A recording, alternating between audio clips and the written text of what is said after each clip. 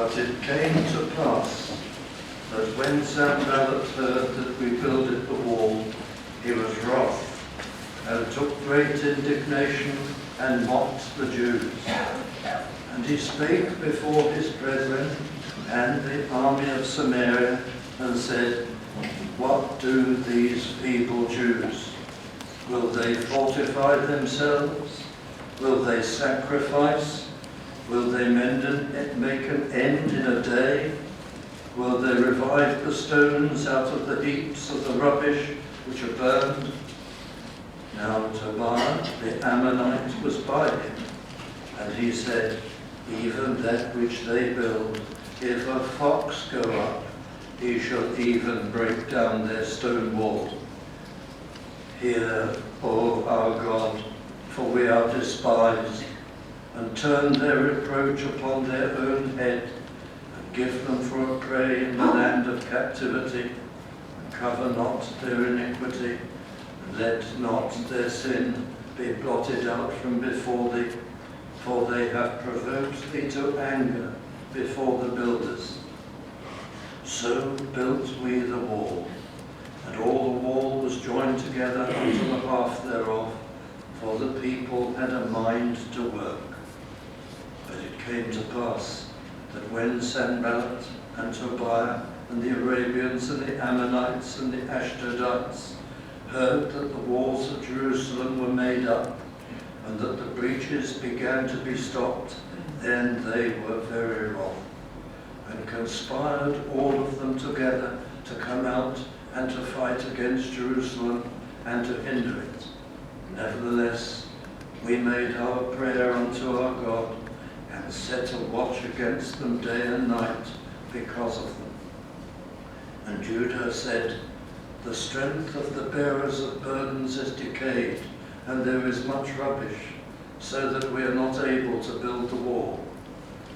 And our adversaries said, They shall not know, neither see, till we come in the midst among them and slay them, and cause the work to cease. But it came to pass that when the Jews which dwelt by them came, they said unto us 10 times, From all places whence ye shall return unto us, they will be upon you. Therefore set I in the lower places behind the wall, and on the higher places I even set the people after their families, with their swords, their spears, and their bows. And I looked, and rose up, and said unto the nobles, and to the rulers, and to the rest of the people, Be not ye afraid of them. Remember the Lord, which is great and terrible, and fight for your brethren, your sons, and your daughters, your wives, and your houses. And it came to pass, when our enemies heard that it was known unto us, and God had brought their counsel to naught, that we returned all of us to the wall, every one unto his work. And it came to pass from that time forth, that the half of my servants wrought in the work, and the other half of them held both the spears, the shields, and the bows, and the habergeons, and the rulers were behind all the house of Judah. They which builded on the wall, and they that bear burdens, with those that laid it, every one with one of his hands wrought in the work, and with the other hand held a weapon. For the builders every one had his sword girded by his side, and so builded. And he that sounded the trumpet was by me. And I said unto the nobles, and to the rulers, and to the rest of the people, The work is great and large, and we are separated upon the wall, one far from another. In what place therefore ye hear the sound of the trumpet, resort ye thither unto us. Our God shall fight for us.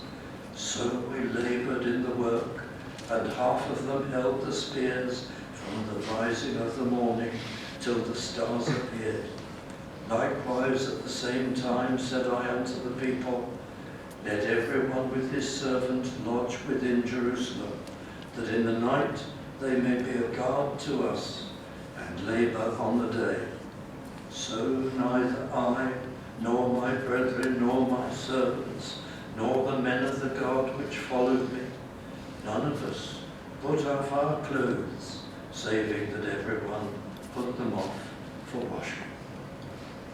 May God add his blessing to the reading of his word, grant us all understanding.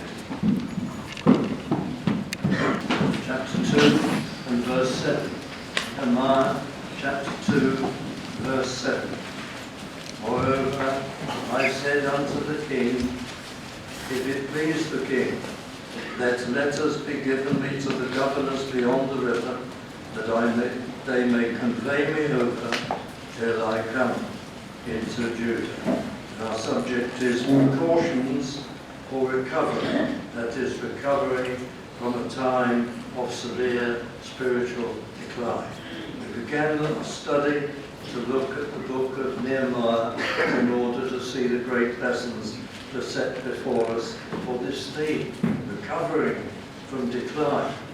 Now, I won't recapitulate at all the initial verses and stages, but here in verse 7 of chapter 2 is the formal request of Nehemiah to the king, to Artaxerxes, the emperor of Persia, the Persian Empire, and he asks for authority to go and to administer affairs in Judah and to rebuild particularly the wall of Jerusalem. And that authority is given. And it's given by letter with escort troops, and Nehemiah is to be the governor of Judah. That seemed at that time to have no governor. Things were in a sorry state. We did see that Nehemiah was made aware of the full depths of the state of the Jewish people in Judah, particularly the state of Jerusalem, by a person who is described as a brother, Hanani, possibly, literally a brother within Nehemiah's family, possibly a near kinsman relation. But Hanani, although the passage doesn't say so, might appear to have brought some considerable data and information so that some plan could be involved for the repair of the wall of Jerusalem that was largely broken down. Because Nehemiah would appear to go with a great deal already planned, because he got down to work once he arrived in Jerusalem so rapidly, and his survey was so brief and yet very accurate, yet so it would appear that Hanani or others had brought considerable information about what exactly needed to be done, what materials were necessary, and so on. In fact, the Jewish historian Josephus seems to think that it took 5 years, this period of preparation between Nehemiah's request to Artaxerxes, king of Persia, and his actual departure. More likely, your natural expectation from reading the passage would cut the time down to, who knows, 3 months, 6 months of preparation, but it doesn't seem to hint at any long period of time. And Josephus, we know, was wrong on many things, and probably was wrong on this, something that took place long before his own lifetime. But anyway, there would have been a little period, I'm sure, before Nehemiah actually left. And there's a detail given to us in verse 8, but I'm going to hurry through these verses. And a letter unto Asaph, the keeper of the king's forest, that he may give me timber to make beams for the gates of the palace and for various other buildings, to strengthen the wall and significant places. So Nehemiah had authority, the passage tells us, to give him a safe journey through the different regions that lay between Susa, the capital of Persia, the center of the empire, and Judah and Jerusalem. And the journey would have taken him something between 3 and 4 months. It can be calculated from the information given to us within this book. But he had to pass through different authorities. He was given soldiers, an escort, a guard, Don't feel that this makes Nehemiah any less spiritual than Ezra, who preceded him some years before and who spurned any royal bodyguard, anything of that sort. Ezra was a priest and he went on a religious mission. But now Nehemiah is going as the governor of Judah, appointed by the emperor. And his is a political mission, and so it's appropriate for him to travel with the full regalia and escort and so on. And so, verse 9, then I came to the governors beyond the river and gave them the king's letters. That is, probably includes the various governors along the route, and then down into Samaria, Sanballat and Tobiah and others who are going to be mentioned, and we'll describe them as we go on. In verse 10, Sanballat, the Horonite, Horon is in Moab, so the governor of Samaria, that's Sanballat, and he is a Moabite.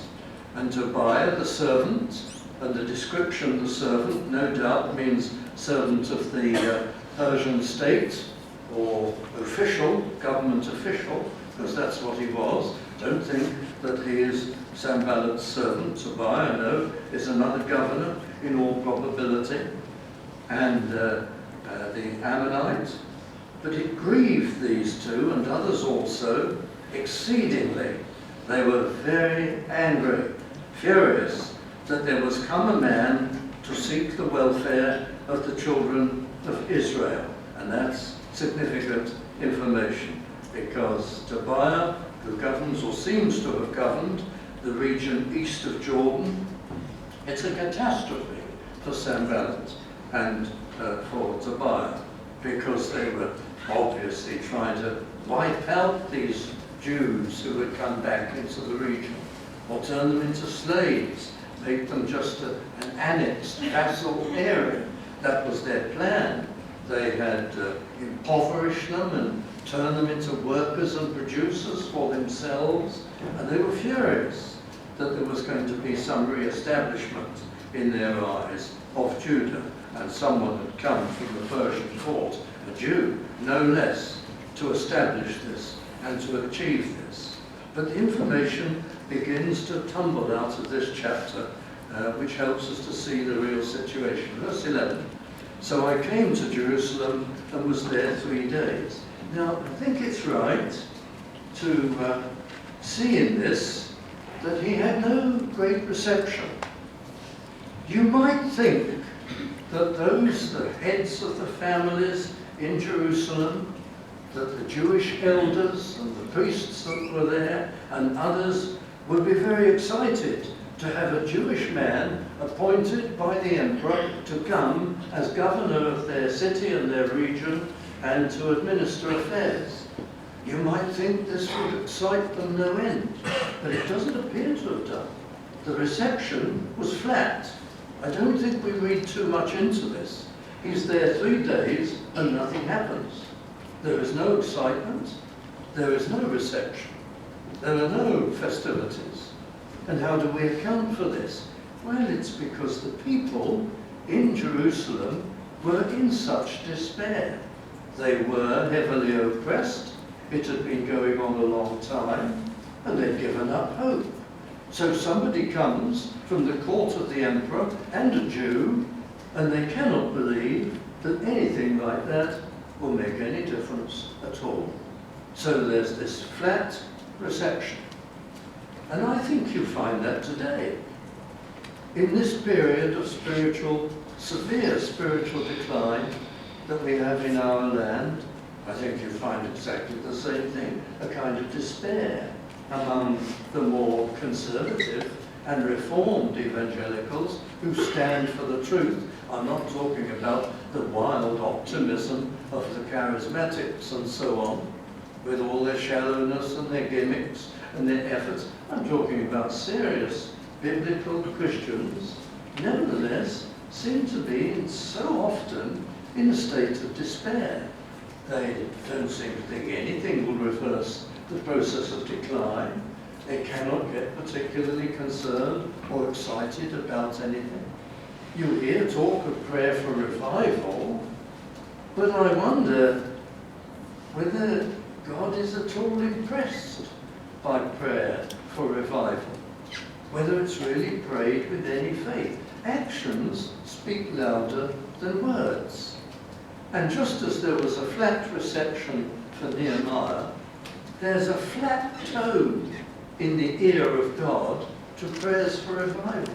Because people pray, Lord, send revival, do this, do that. But if you say to them, start a Sunday school in your church, pastor, start preaching some distinctively evangelistic sermons, calculated to stir souls and bring people into the kingdom. People get down to work. This is so in many churches. Get down to work, visit the community, do this, do that. There seems to be general despair. Nothing will work. We'll spend the next 10 years thinking about it. We won't stir ourselves. We cannot imagine there can any good come out of these things, or any blessing, and that surely steals from prayer for revival any faith, any genuineness. Why, God is going to say, you asked me for revival, but you don't think I can do or will do anything. You won't get down to anything in the meantime. You won't work. No amount of exhortation seems to persuade you. And there are many, many churches in our land, sound churches with good people in them, Reformed and evangelical churches that are in this state and condition. And I think it corresponds very closely to Jerusalem of those days. Something beyond all our dreams has happened. A Jewish dignitary has come from Shushan the palace, from Susa, from the emperor, to be governor here and to rebuild the walls. So what? Nothing can change our situation. Nothing can happen here. And we've got to try to pray people and shake people out of this kind of despair, this sense of hopelessness or failure to trust in anything that can be done for the Lord of glory. Well, let me come to verse 12. I arose in the night, and I and some few men with me. Neither told I any man of what my God had put in my heart. None of the leaders, none of the priests, none of the leading Jews or elders in Jerusalem. He was going to carry out his survey without them knowing anything. And there's surely a reason for this.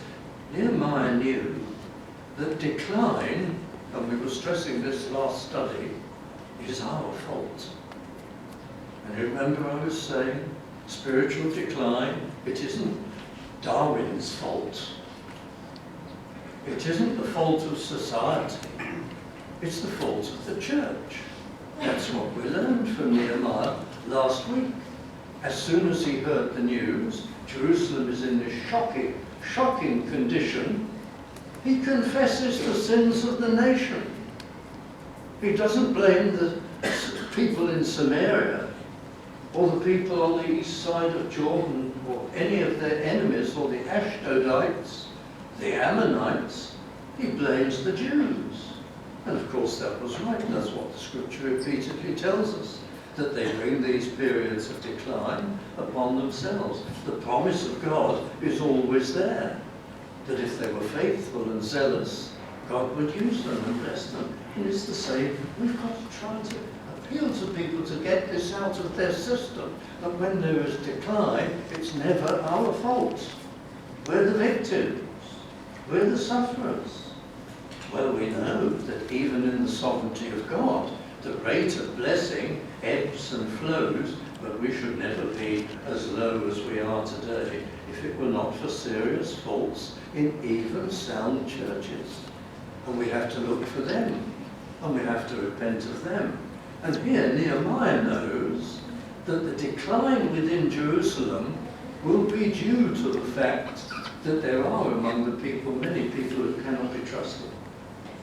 And if he trumpets his purpose and makes it plain what he's come for, as sure as anything, there will be obstruction to him. When he carries out his survey, there will be attacks upon him. He could be attempts of assassination. And so it turned out to be true. He found as time went on, there were many turncoats, compromisers, people who were more for the enemy than they were for their own side among the people. There are always problem people in times of decline. That's why there is decline. Because people have been let into the churches who shouldn't be there. People have been appointed as office bearers and pastors who should never have been. They never had faith and conviction and real dedication to the Lord. There are people who are really worldlings at heart. And how you see it today. One of the amazing things about the internet is you can see a side of certain people you never saw before. All these ministers who have quick Twitter accounts. And if you should have the misfortune to see them all open and public, some of their remarks, they speak just like worldlings to each other. They join in the Twitter culture. They speak like thugs sometimes. They say terrible things. They did jettison all refinement, all spiritual bearing. And you're shocked. You say to yourself, I never realised there were so many worldlings in the ministry. So many ministers sharing their taste in worldly things and so on. That was never so public as it now is. And you see what happens in decline. Nehemiah knows this, so he keeps quiet about his purpose until his survey is completed. I'm afraid I'm going to have to go rather faster, but you get this wonderful account, beginning there in verse 13, of how he went. And in verse 12 he tells us he had no beast with him except the one he rode upon. In other words, no gathering of horses or anything that would make a noise. This survey must be carried out in dead silence. Presumably he had a silent ass, and that's about all to ride on. And he went on this great circular tour. And there follows in these verses a marvellous description of the perimeter of Jerusalem as it was at that time. And we won't go through it, but it's worthy of study, even at a technical level by itself, because there's no other source as rich as this about the layout of Jerusalem in those days. Well, then he was ready. He did his survey. It could be done swiftly, because as I suggested earlier, he had a great deal of the information. He possibly had drawings and a plan of what parts were broken down, what parts remained, where the best heaps of whole stone rubble was, and all the rest of it, where the dust and debris was that could scarcely be used again. And he did a thorough survey. And then he was ready to speak to the people. And in verse 17, he appeals to them. You see the distress we are in. He speaks with authority. How Jerusalem lieth waste. He's a newcomer, but now it's out. He's seen it. He's examined it when no one was around, when there was no obstruction. By moonlight, he's covered every inch of the perimeter. The gates thereof are burned with fire, and he appeals. This is probably a long speech, compressed into a couple of verses. Come, and let us build up the wall of Jerusalem, that we be no more a reproach. A spiritual reason is given. For the sake of the honour of God, we, his people, should no longer be such failures in such poverty and subject to constant raids by the people around us.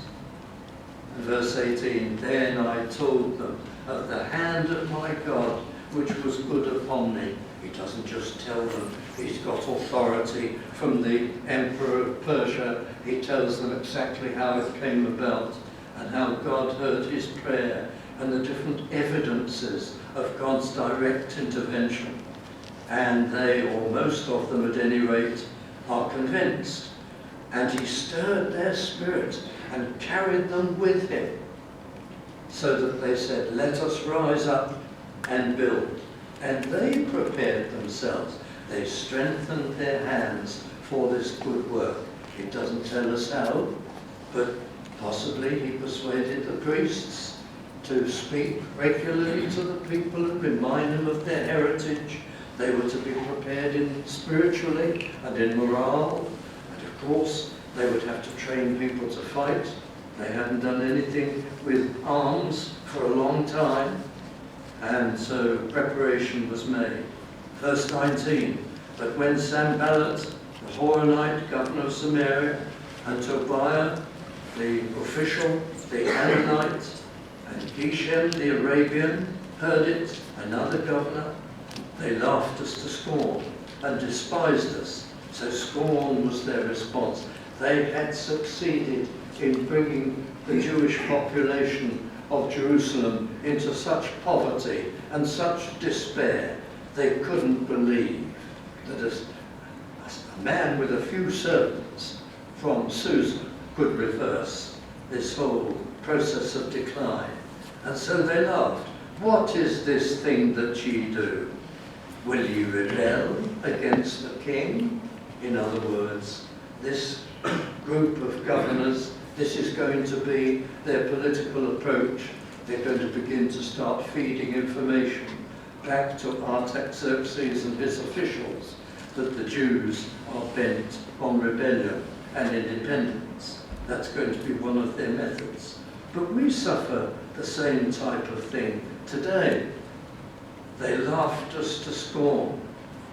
I think things are so bad that atheists and liberal theologians, people now who've seem to command all the authority and hold sway, the gay lobby, the whole lot of them, if they even notice or know about evangelical Christians and Reformed, conservative evangelical Christians, and they heard that we were set about winning souls once again, and churches were reviving, they would say, you can't do anything in this land. We control it now. We've even got the law on our side. You can't topple this crusade, the crusade for secularism and atheism and unbelief. You can't change this current. It's gone too far. We've got practically all the people in the land now answering opinion polls and saying they approve of our new morality, our alternative to Christian morality. And they want these various liberalising laws to be passed. What can you do? These feeble, feeble Christians. We have exactly the same attitude. We have disgracefully allowed our cause to sink so low. And this is the model which we have in Nehemiah chapter 2, verse 19, or verse 20. Then answered I them. This statement by Sanballat and Tobiah in verse 19 probably was in writing. They probably put this to, officially even, to Nehemiah, because the language of verse 20 is rather official. Then answered I them, and said unto them, the God of heaven, he will prosper us. He doesn't. It's a chapter of wonderful names, but I can comment on it briefly.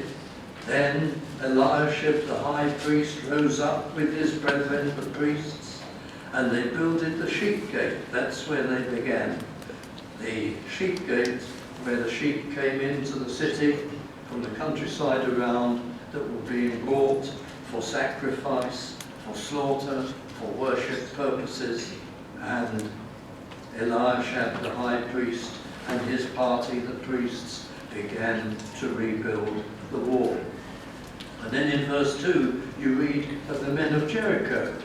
So people were travelling from fair distances from around to come and join in the building of the wall. And you see more about that a little later on. And then there is the long list of all the families and the people who built. And the beams are mentioned in verse 3, which refers, I suppose, to roof beams. In verse 5, there's an interesting reference to the Tekoites. They repaired, but their nobles put not their necks to the work of their Lord. Their elders, their noblemen, They didn't lift a finger. And in chapter 6 and verse 17, you get an explanation for that. Moreover, in those days, this is much later on, the nobles of Judah sent many letters unto Tobiah, and they were turncoats. Some of the rich men, some of the wealthy men, were sold out to the enemy, to the surrounding nations. And so you get an explanation as to why they had no enthusiasm to join in the work. Same in the churches of Christ. If we have a project and it involves all fit and able people, and people come into the whole crusade or project and play some part in it, and some people who are able-bodied and could be involved are not involved, there's usually an explanation. They're in some state of compromise or disobedience spiritually in their lives. And you see it here, just looking at the details in this chapter. But again, if I go to verse 22 of chapter 3, and then you note, after him repaired the priests, the men of the plain, more priests, Levites are mentioned too. Tremendous organisation. Everybody is involved who's willing to be involved. Great care has been taken. Nehemiah was a great organizer, all the people who worked with him. There's no overlap. Certain people, families, are apportioned to different parts of the wall. There appear to be no quarrels. The professionals, the middle classes in the city are involved. The passage even mentions, though not in our translation, the perfumers. Certainly mentions in verse 32 the goldsmiths. And it's some of the people with lily white hands who were engaged in professional activities are actually named in the passage as doing double stints. Doing one project and then going on to do another. So everybody was equal in this great endeavour to rebuild the wall of Jerusalem. There's some very interesting and puzzling touches that people draw attention to. Down in verse 30, there is reference to Hanan, the sixth son of Zadok. The sixth son. Interesting how some of the old writers would pause and give long and elaborate possible explanations as to why the first 5 sons were nowhere to be seen. And whole sermons have been preached on the first 5 sons. We don't even know if they were alive. And we don't know their names. But it is very tempting, isn't it? 5 bad sons and 1 good one on the end is involved in the work. And a preacher can get to suggesting all sorts of reasons why that might be. But I won't attempt that this evening. I go on to chapter 4, because time is racing on. But it came to pass that when Sanballat heard that we builded the wall, he was wroth, and took great indignation, and mocked the Jews. Now this isn't mockery like the first time. He mocked and scorned the Jews the first time, because he really didn't think they would accomplish anything. It was like this for you when you were converted. It was certainly like this for me. How many people told you you'd get over it? How many people told you you'd soon change your mind, it wouldn't last, you'd grow out of it, especially if you were a young person. You'd soon forget all about it and change, but you didn't. Now Sanballat and Tobiah and Geshem, they began with scorn because they really thought these Jews, they have no living God as they claim, they have no divine help. We'll discount that straight away. What can they do? That wall is smashed to bits, and we have complete control over these people. How can they reverse that? But now the wall has started, and it's going up, and they have to choke back this derision. The unexpected has taken place. Progress is being made. So now the mockery is not like the first mockery. Now it's a weapon. Mockery sometimes is because people really don't think you'll ever make it. But then, when they realize you are accomplishing something, it's like a spear or a bow. or a sword. It's designed not to express their lack of belief in the possibility that you'll succeed, but it's designed to depress you and dissuade you and demoralize you. So there's a great campaign of demoralization begins, as the devil's work. Demoralizes us if he can, undermines faith, and so on. Well, verse 2, he spake before his brethren and the army of Samaria. He's now standing by the military, and said, what do these feeble Jews? Will they fortify themselves? Will they sacrifice? Will they make an end in a day? And Tobiah, the Ammonite, he's still very doubtful and scorns if they're building, it won't stand, it won't last. But the response of Nehemiah is to pray. You might think it's a vindictive prayer. I don't think it is a vindictive prayer. Hear, O our God, for we are despised, and turn their reproach upon their own head, and give them for a prey in the land of captivity. This prayer is not the kind of prayer we should pray, but Nehemiah has either himself, or through the priests, the high priest, or some competent person, been given a clear view of the motives of Sanballat and Tobiah. And he knows they are unrepentant, unwinnable, unmovable enemies of the Lord. So it's a kind of prophetic prayer, in a way. It's a prayer prayed with the advantage of information that these people have sinned against the Holy Spirit, and they're going to defy and attack right to the end. So we don't have that kind of insight into anybody. We dare not pray, Lord, judge them tomorrow. Put them into a state of catastrophe and fear. It would be vindictive for us so to pray, but not, I believe, for Nehemiah, because he had insight or information through the priests of the condition of these people. Verse 5, cover not their iniquity, and let not their sin be blotted out from before thee, for they have provoked thee to anger before the builders. His reason isn't for what they're doing against us, but because they provoked the Lord. Verse 6, so built we the wall, and all the wall was joined together unto the half thereof. Our translators would appear to think, and they're possibly right, that this means that finally the brickwork or the reconstruction was linked all the way round up to half its height. The Hebrew actually is quite ambiguous, and it could mean the wall was partially built in some other way, only half built in its perimeter. But our translation suggests that the translators take it to mean it's joined hand, as it were, around the entire circle, but it's only half up constructed. For the people had a mind to work. But this is significant, because when that wall is half built, in a way, it turns out they're home and dry. Because the big attempt of Sanballat and Tobiah and the other governors to attack and to stop the work fails. It can't be done. And I'll tell you why it can't be done.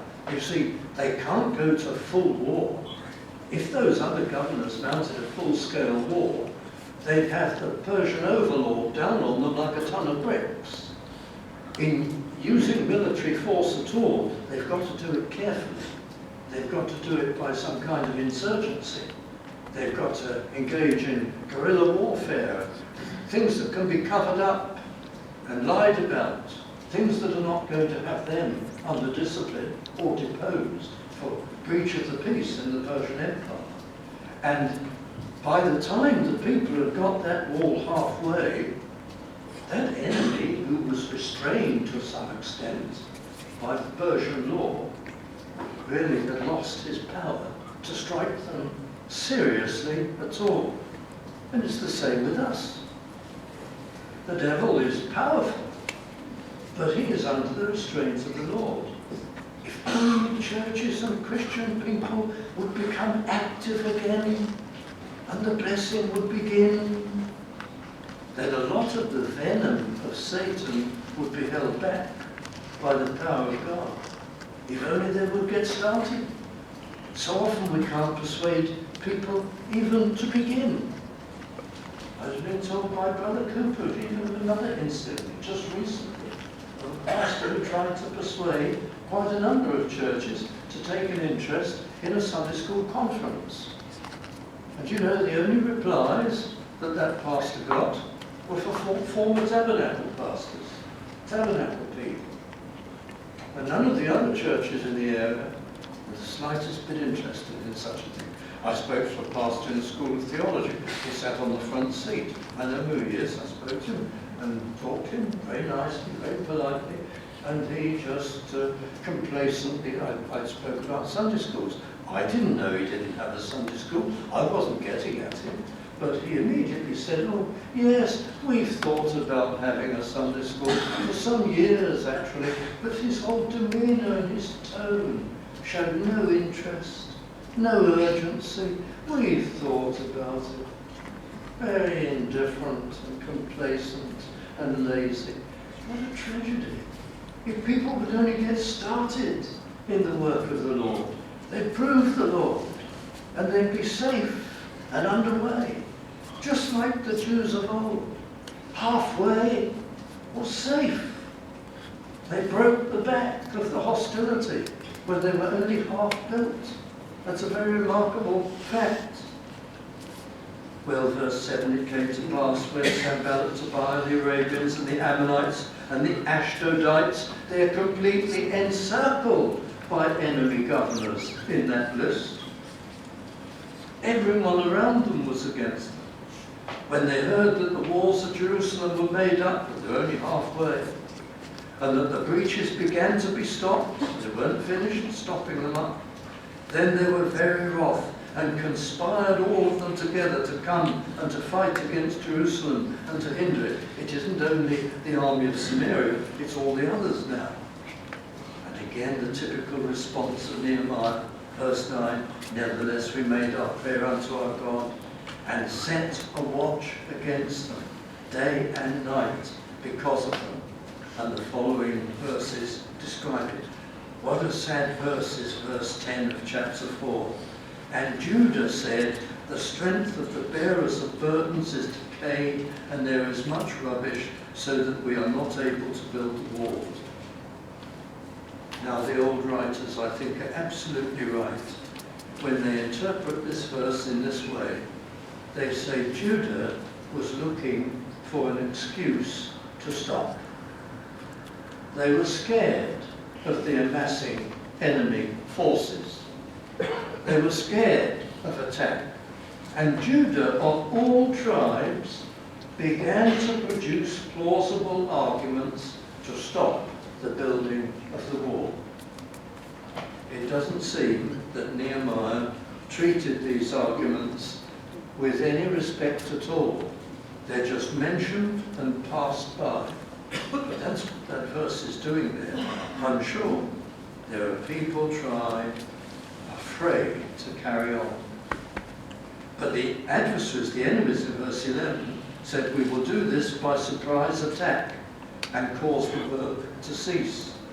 And then in verse 12, they receive intelligence from Jews living amidst the people of Samaria, who were not involved in the wall, it would seem, but they were still loyal to their own country. And they sent intelligence 10 times, it says, probably not intended as an exact figure, but a figure of speech, times without number. From all places whence ye shall return unto us, they will be upon you. And so, Nehemiah, verse 13, set I in the lower places behind the wall, and on the higher places. Well, it's not clear what that means. It may mean that wherever the wall was half built, there were watchers set. And wherever they had begun to build arches over the gates that were a bit higher up, and battlements beside the gates possibly, they were manned too, naturally. And then he organised people in families, according to their families. Not their children and their wives, but the men, that is. Family groups were armed and put together so they'd keep up their own morale. And it would remind them of their families, who needed their efforts. And then there's the great exhortation, be not ye afraid of them. Remember the Lord and what he's done in the past, which is great and terrible, and fight for your brethren, your sons and your daughters, your wives and your houses. And that broke the enemy. When they knew there was a strong defence upon these half-constructed walls, they called off the assault. But that didn't mean that the Jews relaxed. It came to pass, verse 16, from that time forth, and there are all the provisions, I won't go through them, whereby the people were organised to watch and defend and work with one hand and hold in the other hand a weapon and so on. And then the people who travelled in, those people from Jericho, for example, and others, they were told, you can't go home, you'll be waylaid on the road and cut down. And we need you here because we've got to keep guard duties going all night. So all the people who go out of the city by day, you stay here at night and lodge here. This is a national emergency. And they did. And also, of course, if people, a great workforce, had been trundling out of the gates every night as though it was a factory gate and going off home and coming back again the next morning, well, all kinds of enemy people could have come in with them. They didn't have weapon detectors in those days. They couldn't stop everybody at the gates. The enemy would get in among them. And so the workers who came from outside were to stay in the city. And the great theme of the second half of this chapter is watchfulness. To watch, they're to pray, and they are to watch. So let's make some applications as we move to conclusion. Watchfulness. What do you know about watchfulness in the church? There hasn't been enough watchfulness in the churches of Jesus Christ as there ought to have been. Look what's happened, I tell you often, in the last 40 years. Look how the world has come into the churches. This is terrible. I read of one notable evangelical name, I won't say who was speaking about a particular pastor who is notorious in North America for cursing, for organising worldly things. He claims to be a Calvinist as well as solidly evangelical. And yet his behaviour is appallingly worldly, and he believes in entering into worldly culture, for the church adopting worldly culture in order to make itself acceptable.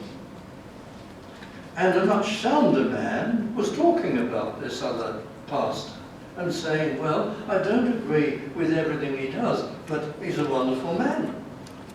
And he's faithful to the gospel. And he's faithful to the scripture, even though I don't agree with everything he does. And I think to myself, where is the discernment of this sounder man? When that individual denies the holiness of God. It's not this that he does some secondary things which are debatable and doubtful. He denies the holiness of God. He says, in effect, God doesn't mind worldly sinful behavior. He doesn't mind it in my life. In fact, he likes it. He doesn't mind it in my church.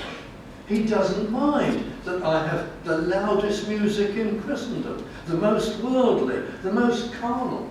And my methods are like that, and my language is like that. God doesn't mind. And I believe we should all cultivate this. And then we'll really be on the front line, and all the rest of it. Front line? You'll have let the enemy in wholesale. But you've denied a fundamental of the faith, the holiness of God. and the call to his people throughout the Bible to be separate from idolatry, from the world, from ungodliness, from sinfulness. This isn't a secondary matter. I cannot understand how an eminent pastor with a couple of PhDs and all kinds of things actually is so destitute of basic, simple, common sense discernment that he can't see that's a fundamental breach of basic truth. The holiness of God is denied if you reject separation. You have broken the fundamentals of the faith. And we've got to make people more and more aware of this, because this is the trouble. There hasn't been a watch mounted. People have watched for some things and not others in the church. But what about us in our lives? Let's come to ourselves. Are you always watching? When you miss your prayer time, or it whittles down to a few minutes, does it disturb you? Do you watch your own soul to keep yourself spiritually alive? Does that ring an alarm bell?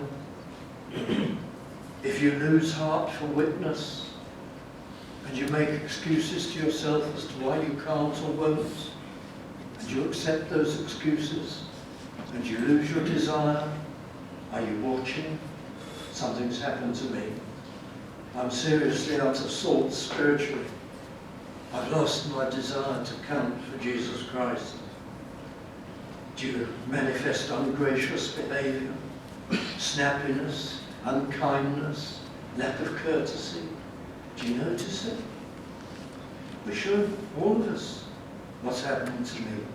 I'm drifting away from the Lord. I'm losing my way. Are you becoming self-satisfied? Oh, I'm doing rather well in my life. I've done this, I've done that, Do you watch yourself? Satan has ensnared me. I should not be thinking this way. And getting into vanity and conceit and self-satisfaction.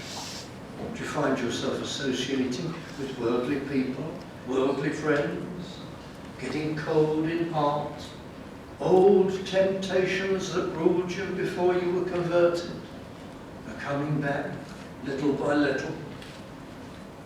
You serving the flesh, watching shows on television, going to the cinema, listening to the wrong kind of music, going too much to the gym when it becomes not fitness but vanity, eating too much, engaging with friends, even good and decent friends, too much to be serving the Lord. Getting involved too much with clothes and fussing and so on. Keep your heart, friends. Watch. We fight and we watch. We watch as churches and we watch as individuals. We watch our hearts and keep them because we want to serve the Lord and please Him and live out our gratitude to Him. That's enough for us this evening. Let's close singing the hymn. It's number 206. Hymn number 206. All honours rest on Jesus' head.